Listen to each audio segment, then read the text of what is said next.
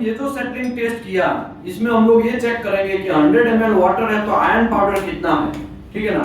तो यहाँ पे आयरन पाउडर दिखाएगा। अभी ये जो आयरन पाउडर 1 जैसा दिखा रहा है, लेकिन कितना होना चाहिए, 1.2 से 2.4 के बीच में होना चाहिए। अभी ये जो पाउडर है वो चलेगा, इसमें क्या करना पड़ेगा, और डालना पड़ेगा। समझ में आया ना, बात को प्रॉपर कॉन्सेंट्रेटिक बनाना पड़ेगा, बात को प्रॉपर बनाना पड़ेगा।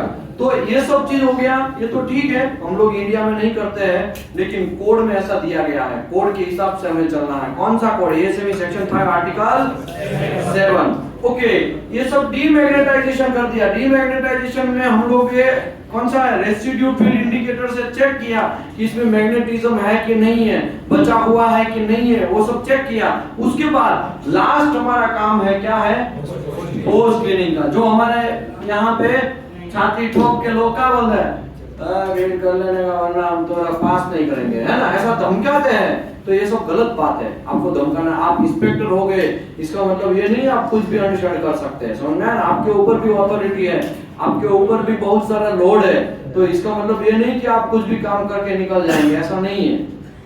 समझ में आया, आपको पोस्ट क्लीनिंग का आपका जिम्मेदारी है, तो आप ही को करना। मैंने बहुत सारे लोगों को देखा है पोस्ट क्लीनिंग करते ही नहीं है। और पोस्ट क्लीनिंग किससे करवाते हैं ये भी मैं बोल देता हूँ, प्रोडक्शन वाले को बोल देते हैं आपके हेल्पर को लगा देने का, और आप उसका हेल्पर क्या करता है, बेचारा प्रोडक्शन वाला भी क्या बोलेगा कि हाँ भाई ये थोड़ा क्लीन करते हैं, हेल्पर को बोल के क्लीन करवाएगा। तो ये सब चीज बातें चलेगा नहीं। पोस्ट क्लीनिंग आपका ड्यूटी है, आपको करना है। पोस्ट क्लीनिंग इसके लिए करना है, मटेरियल के ऊपर हार्मफुल इफेक्ट ना हो, मटेरियल रस्टिंग ना हो, उसी की वजह से आपको पोस्ट क्लीनिंग करना। क्योंकि उसमें ऊपर आपने जो प्रोसेस किया है, ये क्या लगाया आपने, कुछ तो लगाया है ना, क्या लगाया, स्नो व्हाइट कॉन्ट्रास्ट, तो उसको साफ करना पड़ेगा। तो लास्ट आपका जो टॉपिक से हमारा लास्ट स्टेप है वो क्या है, पोस्ट क्लीनिंग। ओके, ऐसे करने के बाद देखो अभी नहीं जा रहा है ना, तो आपको कोई टेंशन लेने की जरूरत नहीं है। आपके पास क्या है, क्लीनर है। क्या है, क्लीनर। तो देखो ये क्लीनर को ऐसे डाला और इसको ऐसे करके क्लीन किया, ठीक है। ओके, मुझे कोई बोलेगा पूरा का पूरा प्रोसेस हम लोग साथ में एक बार रिपीट करेंगे, हैं? सबसे पहले क्या करना है, लाइट इंटेंसिटी चेक करना है। लाइट इंटेंसिटी चेक करने के बाद क्या करना है, प्री क्लीनिंग करने के बाद क्या करना है,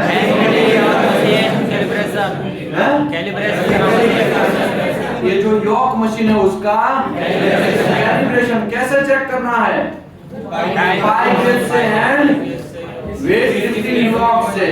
वेट लिफ्टिंग ब्लॉक है ना, ये वेट लिफ्टिंग ब्लॉक है ना, वो उठ जाना चाहिए। एसी में कितना उठना चाहिए, 4.5 केजी, डीसी में 18 केजी। ये उठ गया तो मशीन ओके है, तो फिर क्या करने का, apply snow white contrast. Snow white contrast apply किया तो स्नो व्हाइट कॉन्ट्रास्ट क्यों अप्लाई करना है, क्योंकि ये भी काला, ये मटेरियल भी काला, दोनों काले है ना। वो एक बाबू भाई वो कौन सा एक मूवी में आता है, ये भी चश्मिश वो भी चश्मिश, दोनों चश्मिश है ना। हेरा फेरी में आता है ना, बाबू भैया बोलता है ना वो सुनील शेट्टी और उसका गर्लफ्रेंड को, है ना, अरे उसकी बहन होगी रे। ओके, तो ये हो गया स्नो व्हाइट कॉन्ट्रास्ट। इसके लिए मारना है ताकि हमको आंखों में क्लियर से पता चले कि आयरन पाउडर जहां चिपकता है वहां पे क्लियरली हमें पता चले, इसके लिए। ओके, इसके बाद क्या करेंगे,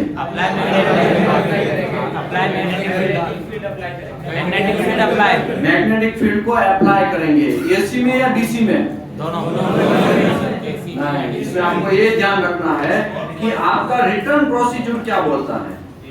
जनरली 90% लोग 90% वर्क एसी में होता है। किसमें होता है, किसमें होता है, किसमें होता है। ओके, एसी का जो काम है वो सरफेस डिस्कंटिन्यूटी को ही पहचानता है। सब सरफेस में जो है वो ज्यादातर एसी पहचान सकता नहीं है। सब सरफेस में जाना है तो हमको किसका यूज करना पड़ेगा, डीसी का यूज करना पड़ेगा। समझ में आया कि नहीं आया, तब तो यार सब सरफेस के लिए तो ये हम एमपीटी कर रहे हैं, तो ये डीसी को काहे नहीं यूज कर रहे हैं? क्योंकि डीसी में डीमैग्नेटाइजेशन करना थोड़ा मुश्किल है। क्या है? मुश्किल है। इसके लिए ज्यादातर, वैसे भी ज्यादातर लोग एसी में यूज करते हैं। क्यों एसी में यूज करते हैं? एसी क्यों सरफेस से डिस्कंटिन्यूटी पकड़ता है? इसके लिए एक दो चैप्टर है, पूरा दिन हम लेने वाले हैं, ठीक है, थ्योरी हम समझाएंगे।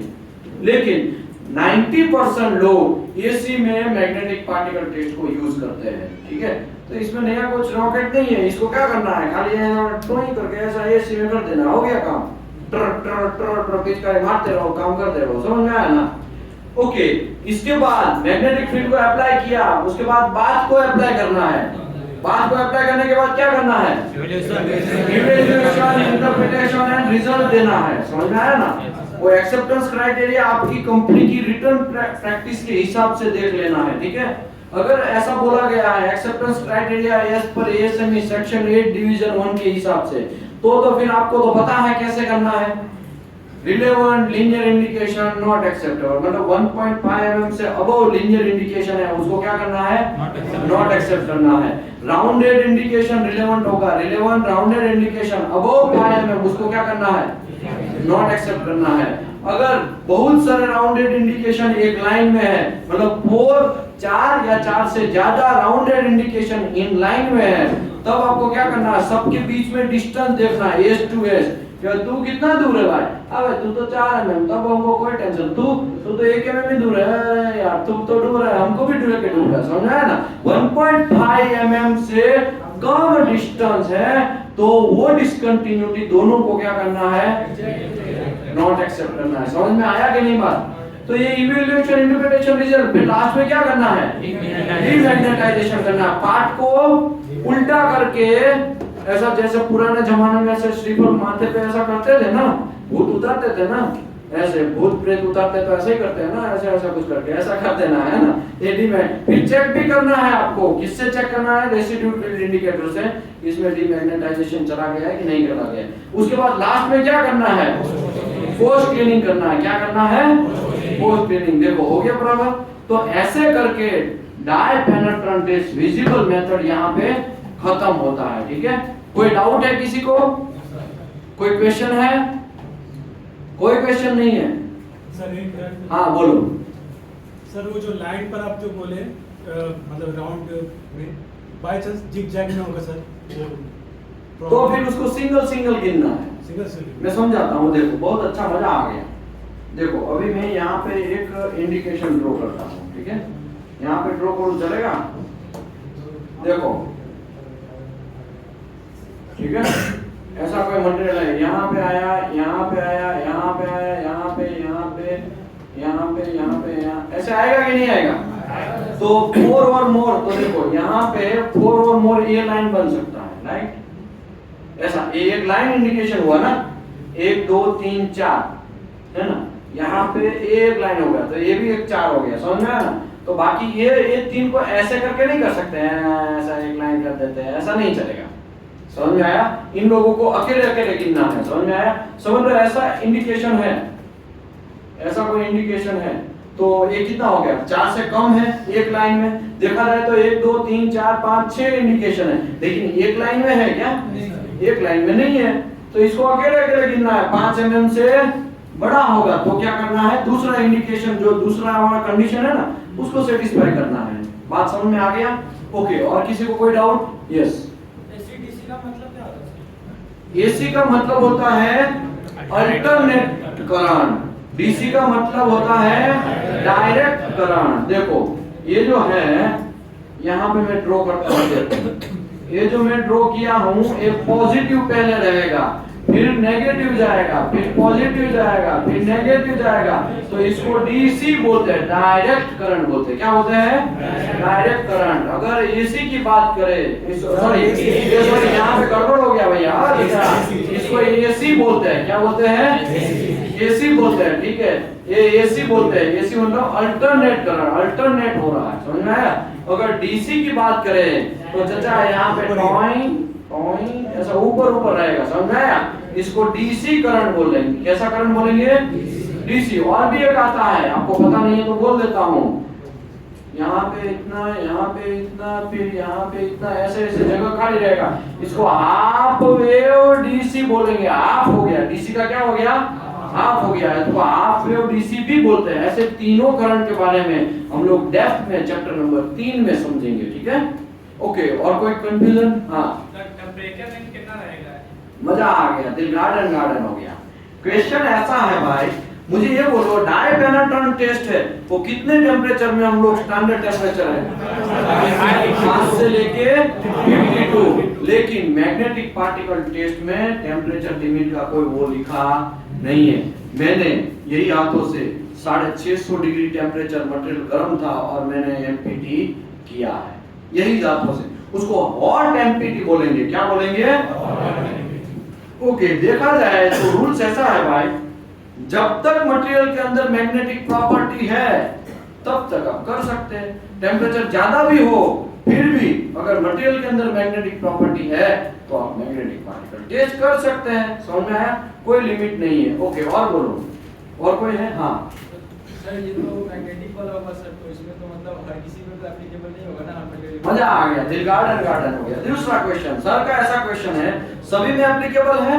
डाई पेनेट्रेंट टेस्ट प्लास्टिक में कर सकते हैं, ग्लास में कर सकते हैं? डाई पेनेट्रेंट टेस्ट की बात कर रहा हूं।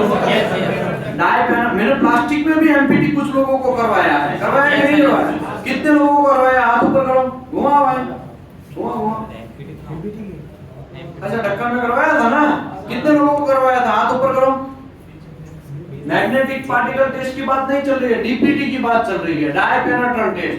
तो डाई पेनेट्रेंट टेस्ट है वो आप लोग प्लास्टिक में भी कर सकते हैं, डाई पेनेट्रेंट टेस्ट ग्लास में भी कर सकते हैं, डाई पेनेट्रेंट टेस्ट मेटल में भी कर सकते हैं। डाई पेनेट्रेंट टेस्ट किसमें नहीं कर सकते? Porous surface. किसमें नहीं कर सकते हैं? पोरस सरफेस में आप डाई पेनेट्रेंट टेस्ट नहीं कर सकते हैं। तो वैसे ही मैग्नेटिक पार्टिकल टेस्ट का लिमिट क्या है भैया? तो मैग्नेटिक पार्टिकल टेस्ट का लिमिट है, ये अप्रोक्सीमेटली वर्ड यहां पे मैं यूज कर रहा हूं, कैसा? अप्रोक्सीमेटली 6.35 mm से डेप्थ में नहीं कर सकता है। 6.35 mm डेप्थ से नहीं कर सकता है। दूसरा मतलब 7 mm डेप्थ में शायद मैग्नेटिक पार्टिकल टेस्ट ना हो, 12 mm थिकनेस के डेप्थ में शायद ना हो, 3 mm में हो सकता है, 2 mm में हो सकता है। समझ में आया? समझ लो, ये मेरा मटेरियल है, कितना mm है उसका मैं आपको यहाँ पे मेजर करता हूँ। देखो, ये मटेरियल का थिकनेस है भैया 12 mm। कितना है? यहाँ पे ऊपर से मैं कर रहा हूँ एग्जैक्टली, यहाँ पे कुछ है तो एकदम 10 mm डेप्थ में है तो शायद मैग्नेटिक पार्टिकल टेस्ट में पकड़ा नहीं जाए। समझ में आया? लेकिन उल्टा करके फिर कर सकते, क्यों तो नजदीक हो गया ना। समझ में आया ना? ओके, दूसरी बात, मैग्नेटिक पार्टिकल टेस्ट है वो प्लास्टिक में नहीं कर सकते, मैग्नेटिक पार्टिकल टेस्ट रबर में नहीं कर सकते, मैग्नेटिक पार्टिकल टेस्ट ग्लास में नहीं कर सकते। तो मैग्नेटिक पार्टिकल टेस्ट कहाँ कर सकते हैं? तो आपको जैक स्पैरो मूवी याद है? जैक स्पैरो कौन सा मूवी में आता है? पायरेट ऑफ कैरिबियन, याद है? तो फेरोमैग्नेटिक मटेरियल, कैसा मटेरियल? जैक स्पैरो के हिसाब से मैंने याद रखा, आपको अपने हिसाब से। फेरोमैग्नेटिक मटेरियल के अंदर ही मैग्नेटिक पार्टिकल टेस्ट कर सकते हैं, बाकी किसी में भी कर सकते नहीं है ना? बात समझ में आया कि नहीं आया? ओके, और कोई कंफ्यूजन है? और किसी को कोई डाउट है? सर, ड्यूअल टाइम इसमें नहीं है ना? इसमें ड्यूअल टाइम का कुछ मसला ही नहीं है। बोलो तारा, मजा आ गया। इसमें कुछ है ऐसा? ड्यूअल टाइम का कोई मसला ही नहीं है ना? हाँ, लेकिन आप कॉन्ट्रास्ट कोट लगाते हैं तब उसको क्या करना है? सूखने देना है। क्या करना है? सूखने देना, बस, और कुछ नहीं है। इसमें ऐसा टाइम का dual time, die penetrant test में ड्यूअल टाइम था 10 मिनट मिनिमम रखना था, किसी को रिटन प्रैक्टिस में 5 मिनट है तो 5 मिनट वो सब रखना। यहाँ पे ऐसा कुछ है नहीं, ठीक है? Okay, thank you very much everybody, thank you very much. अभी नया स्टार्ट करते हैं।